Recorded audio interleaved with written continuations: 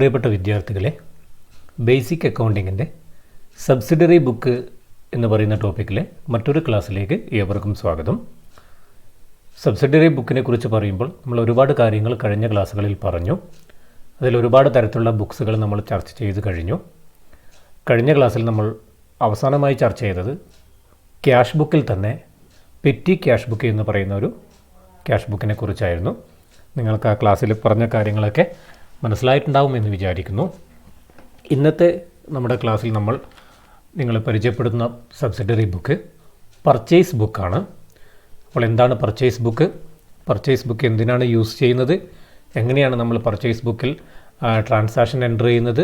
എങ്ങനെയാണ് ബാലൻസ് ചെയ്യുന്നത്? എന്നീ പറഞ്ഞ കാര്യങ്ങളാണ് നമ്മൾ ഇന്നത്തെ ഒരു ക്ലാസ്സിൽ ഉൾപ്പെടുത്തിയിട്ടുള്ളത്. ഇന്നത്തെ ക്ലാസ്സിൽ ചെറിയൊരു ടോപ്പിക്കാണ്. ഒരു ബുക്ക് മാത്രമേ നമ്മൾ ഒരു ദിവസത്തെ ക്ലാസ്സിൽ ഉൾപ്പെടുത്തിയിട്ടുള്ളൂ.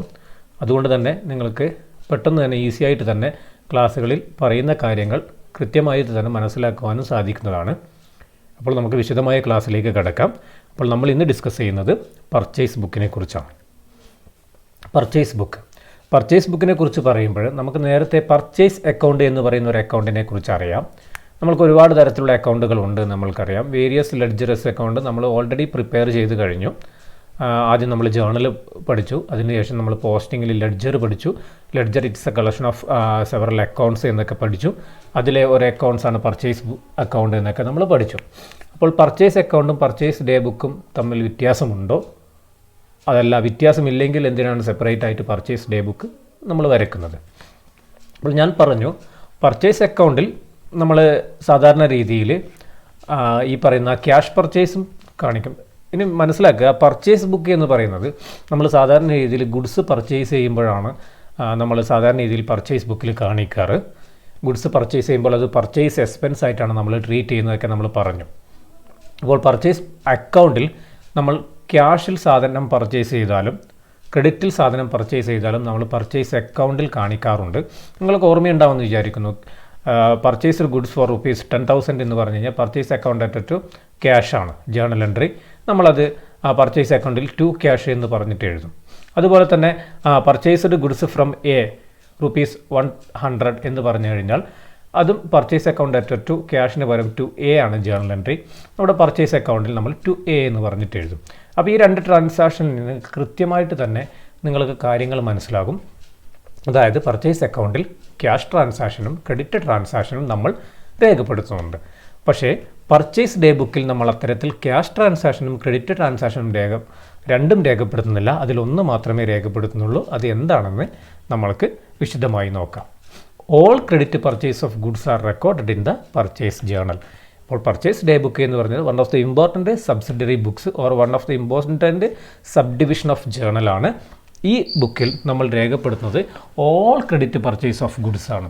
സാധനം കടത്തിൽ വാങ്ങിയാൽ മാത്രമേ നമ്മൾ പർച്ചേസ് ഡേ ബുക്കിൽ എഴുതുകയുള്ളൂ. അപ്പോൾ പർച്ചേസ് അക്കൗണ്ട് വരയ്ക്കുമ്പോൾ പർച്ചേസ് ഡേ ബുക്ക് വരയ്ക്കാനുള്ള ഉദ്ദേശ ലക്ഷ്യം നിങ്ങൾക്ക് ഇപ്പോൾ തന്നെ മനസ്സിലായിട്ടുണ്ടാവും. കാരണം പർച്ചേസ് അക്കൗണ്ടിൽ വരച്ചാൽ നമ്മൾ ടോട്ടൽ പർച്ചേസ് മാത്രമേ നമ്മൾക്ക് കാണുവാൻ പറ്റുകയുള്ളൂ. പക്ഷേ പർച്ചേസ് ഡേ ബുക്ക് വരച്ചു കഴിഞ്ഞാൽ നമ്മൾക്ക് എത്ര സാധനങ്ങളാണ് നമ്മൾ കടത്തിൽ വാങ്ങിയിട്ടുള്ളത്, അത് ആരുടെ കയ്യിൽ നിന്നൊക്കെയാണെന്ന് വിശദമായി തന്നെ നമ്മൾക്ക് ഈ ബുക്ക് നോക്കിയാൽ മനസ്സിലാകും. അപ്പോൾ ഓരോ മാസത്തിലും എത്രയാണ് നമ്മൾ ക്രെഡിറ്റ് പർച്ചേസ് ഓഫ് ഗുഡ്സ് നടത്തിയെന്ന് മനസ്സിലാക്കാൻ വേണ്ടിയിട്ട് നമ്മൾ പ്രിപ്പയർ ചെയ്യുന്ന ബുക്കാണ് പർച്ചേസ് ഡേ ബുക്ക്. അപ്പോൾ it's a book used to record the credit purchase of goods. It's a book used to record the credit purchase of goods. All credit purchase of goods are recorded in this purchase journal. The source document for recording entries in these books are invoice, bills received by the firm from the supplier of the goods. അപ്പോൾ ഞാൻ പറഞ്ഞു, നമ്മളൊരു transaction രേഖപ്പെടുത്തുന്നത് ഒരു source document ഉപയോഗിച്ചുകൊണ്ടാണ്. Source document എന്ന് പറയുന്നത് നമ്മൾക്ക് ട്രാൻസാക്ഷൻ രേഖപ്പെടുത്താൻ നമ്മൾ യൂസ് ചെയ്യുന്ന ഡോക്യുമെൻറ്റിനെയാണ് സോഴ്സ് ഡോക്യുമെൻ്റ് എന്ന് പറയുന്നത്. അപ്പോൾ പർച്ചേസ് ഡേ ബുക്കിൽ നമ്മൾ ട്രാൻസാക്ഷൻ രേഖപ്പെടുത്താൻ ഉപയോഗിക്കുന്നത് സാധാരണ രീതിയിൽ ഇൻവോയ്സും ബില്ലുമാണ്. ഇപ്പം നമ്മളൊരു സപ്ലയറിൽ നിന്ന് ഒരു സാധനം വാങ്ങിയെന്ന് വിവരിക്കാം.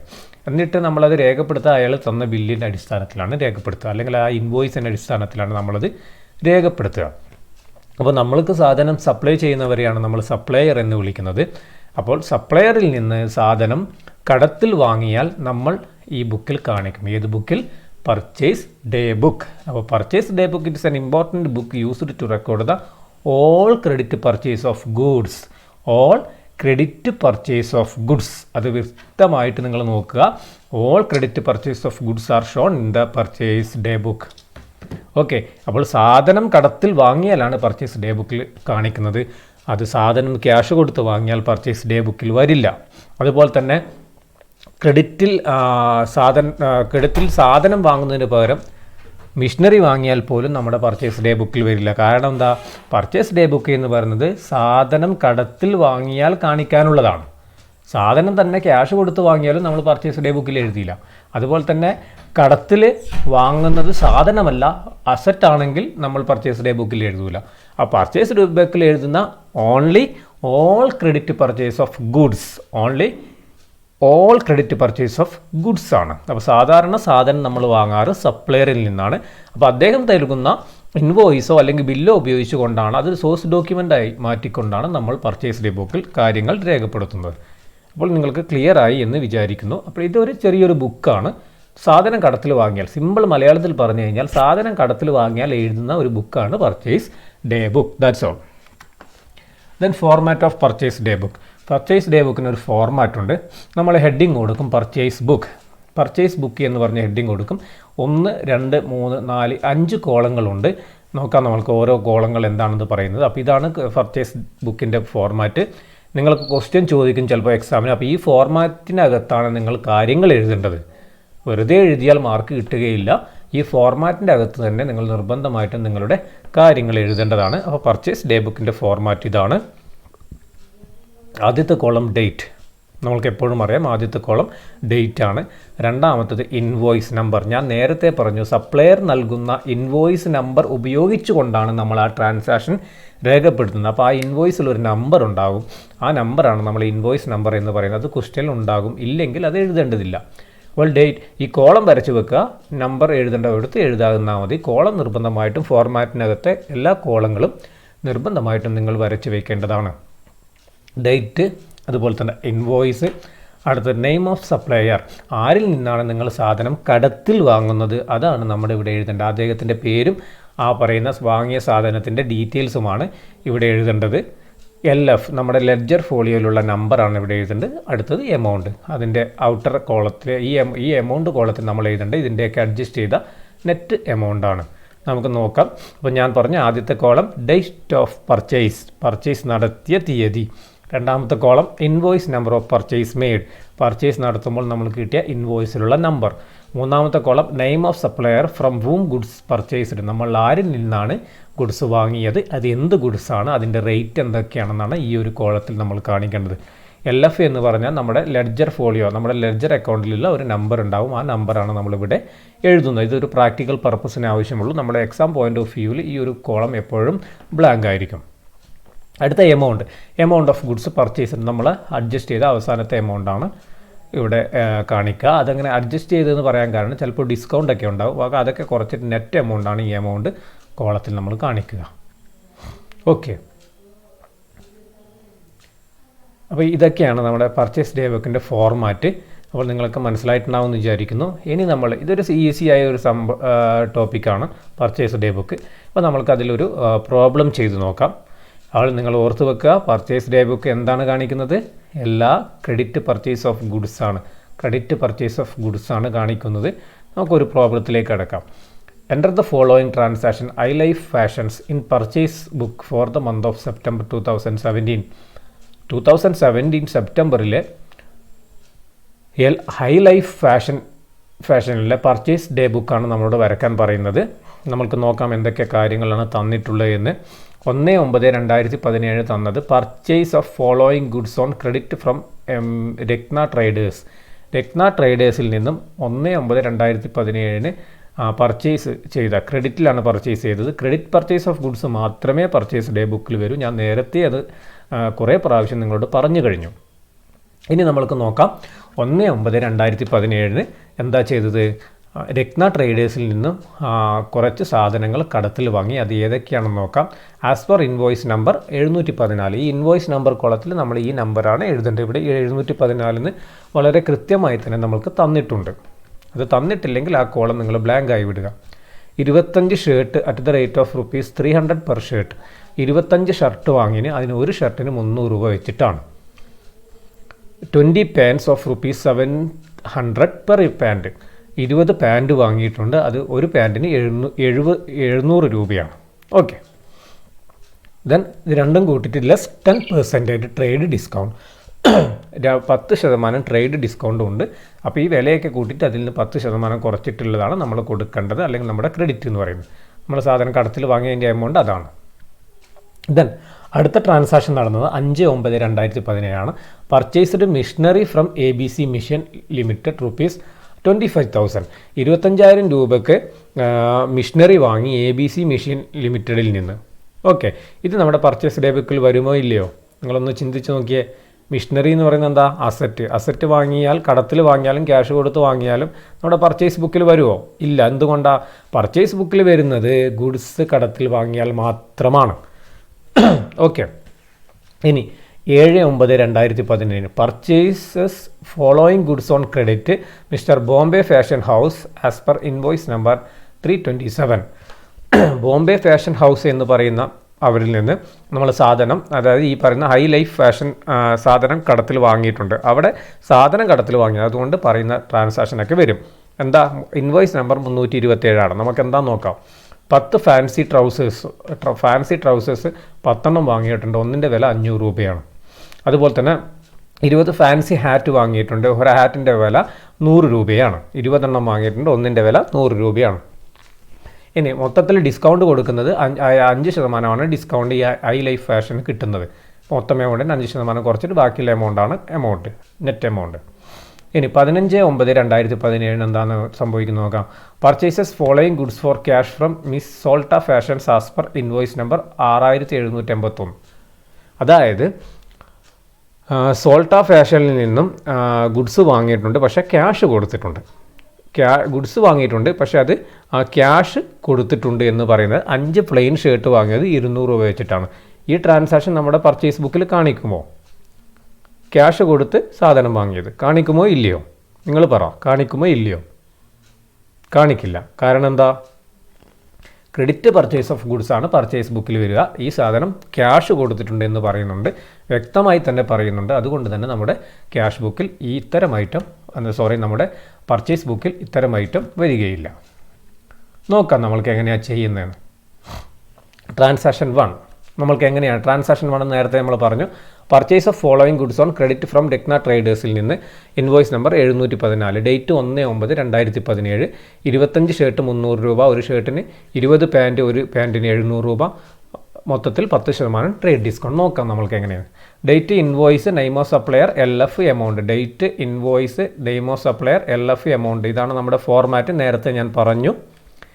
ഇനി ഡേറ്റ് 1/9/2017 ഡേറ്റ് വരിക. ഇൻവോയ്സ് എത്ര വരും? ഇൻവോയ്സ് ഇവിടെ 714 ഇവിടെ വരും.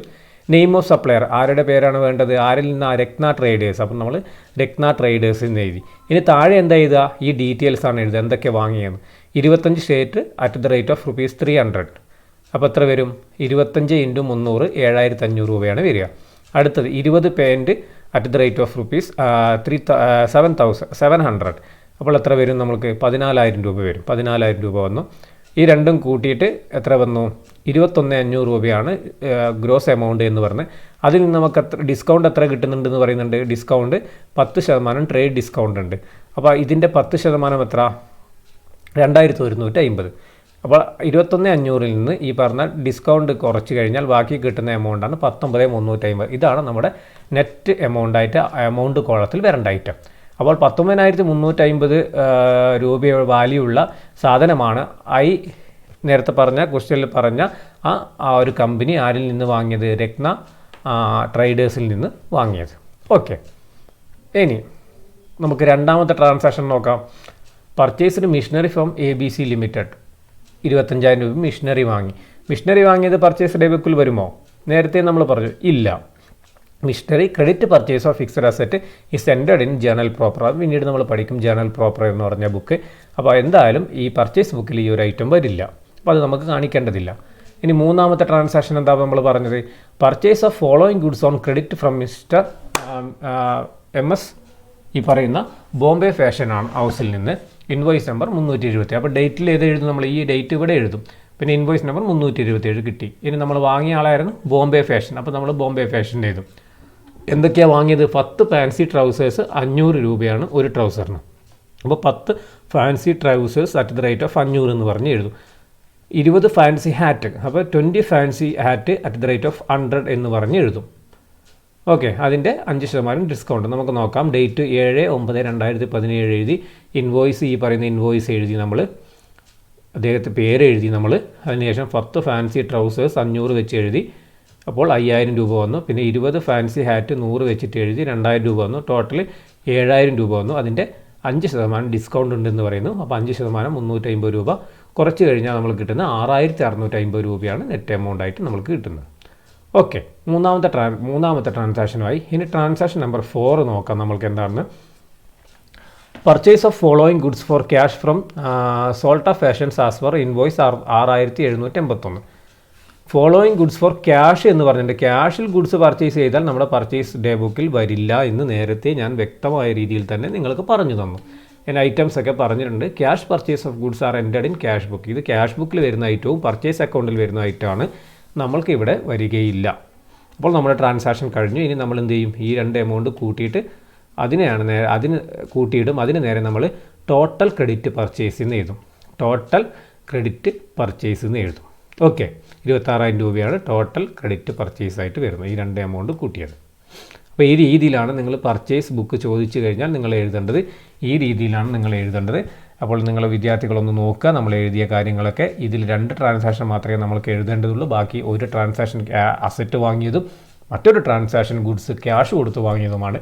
അതുകൊണ്ട് ആ 2 ട്രാൻസാക്ഷൻ എക്സ്ക്ലൂഡ് ചെയ്തിട്ട് ബാക്കി വരുന്ന 2 ട്രാൻസാക്ഷനാണ് നമ്മൾ ഇൻക്ലൂഡ് ചെയ്തത്. അതിൽ ഈ പറയുന്ന കാര്യങ്ങളൊക്കെ ഇങ്ങനെയാണ് നിങ്ങൾ വ്യക്തമായ രീതിയിൽ തന്നെ ഇങ്ങനെയാണ് വൃത്തിയോടുകൂടി നിങ്ങൾ ഇങ്ങനത്തെയുള്ള പ്രോബ്ലംസ് ചെയ്തു വെക്കുക. പരീക്ഷയ്ക്ക് സാധാരണ രീതിയിൽ ഇങ്ങനെയൊക്കെ ചോദിക്കാറുണ്ട്. ഇതൊക്കെ എളുപ്പമുള്ള ടോപ്പിക്കുകളാണ്. അപ്പോൾ അത് നേരെ എഴുതി അതിന് നേരെ ടോട്ടൽ ക്രെഡിറ്റ് പർച്ചേസ് എന്ന് എഴുതി വെക്കുക. ഇത്തരത്തിലാണ് ഈ കാര്യങ്ങൾ ചെയ്യേണ്ടത്. ഓക്കെ, നിങ്ങൾക്ക് മനസ്സിലായിട്ടുണ്ടാകുമെന്ന് വിചാരിക്കുന്നു. ഇങ്ങനെയാണ് നിങ്ങളുടെ ഈ ഒരു പ്രോബ്ലം ചെയ്യേണ്ടത്. നിങ്ങളൊന്ന് നോക്കുക, ഈ ചെയ്ത കാര്യങ്ങളൊക്കെ ഒന്ന് നോക്കുക. ഇതിനനുസരിച്ച് നിങ്ങളുടെ കാര്യങ്ങൾ ചെയ്തു വെക്കുക. ഓക്കെ, അപ്പോൾ നമ്മൾ ഇന്നത്തെ ക്ലാസ്സിൽ ഞാൻ ഈ ഒരു ടോപ്പിക്ക് മാത്രമേ ഉൾപ്പെടുത്തിയിട്ടുള്ളൂ. കുറച്ച് കാര്യങ്ങളാണ് നമ്മൾ പറഞ്ഞതെങ്കിലും നിങ്ങളത് നല്ല രീതിയിൽ തന്നെ നോക്കുക. നോക്കിയിട്ട് അതിൻ്റെ പ്രോബ്ലംസൊക്കെ ചെയ്യുക. നിങ്ങൾ തന്നെ ഒരു ക്വസ്റ്റ്യൻ ഉണ്ടാക്കുക. ഈ പറയുന്ന രീതിയിൽ നിങ്ങൾക്ക് തന്നെ ഒരു ക്വസ്റ്റ്യൻ ഉണ്ടാക്കാൻ പറ്റും. ഒരു ഫിഗർ വെച്ചിട്ട് നിങ്ങൾ തന്നെ ഒരു ക്വസ്റ്റ്യൻ ഉണ്ടാക്കി നിങ്ങൾ തന്നെ അത് ചെയ്യുക. അങ്ങനെ ചെയ്യുമ്പോൾ നിങ്ങൾക്ക് നല്ല രീതിയിൽ ഈ പറയുന്ന ടോപ്പിക്കുകൾ നിങ്ങളുടെ മനസ്സിൽ ആകുകയും ചെയ്യും. അപ്പോൾ നമ്മൾ ഇന്ന് പഠിച്ചത് മക്കളെ ക്രെഡിറ്റ് പർച്ചേസ് ഓഫ് ഗുഡ്സ് കാണിക്കുന്ന ഒരു ബുക്കിനെ കുറിച്ചാണ്. That book is called purchase day book. അപ്പോൾ purchase day book it's an important book used to record all credit purchase of goods ആണ്. അതിൻ്റെ ഫോർമാറ്റ് പഠിച്ചു. അതിലൊരു പ്രോബ്ലം എങ്ങനെയാണ് ചെയ്യുന്നത് എന്നുകൂടി ഞാൻ ഈ ഒരു ക്ലാസ്സിൽ പറഞ്ഞു തന്നു. അപ്പോൾ നിങ്ങൾക്ക് എല്ലാവർക്കും മനസ്സിലായിട്ടുണ്ടാവുമെന്ന് വിചാരിക്കുന്നു. അപ്പോൾ ഇനി നമ്മൾക്ക് അടുത്ത ക്ലാസ്സിൽ മറ്റൊരു സബ്സിഡറി ബുക്കുമായിട്ട് നമ്മൾക്ക് കാണാം. അപ്പോൾ ഈ ക്ലാസ്സിൽ എന്തെങ്കിലും തരത്തിലുള്ള സംശയങ്ങളുണ്ടെങ്കിൽ നിങ്ങൾ ചോദിക്കുക. എല്ലാം ക്ലിയർ ആക്കിക്കൊണ്ട് നമുക്ക് അടുത്ത ക്ലാസ്സിലേക്ക് മറ്റൊരു ടോപ്പിക്കുമായി വീണ്ടും കാണാം. Okay, thank you.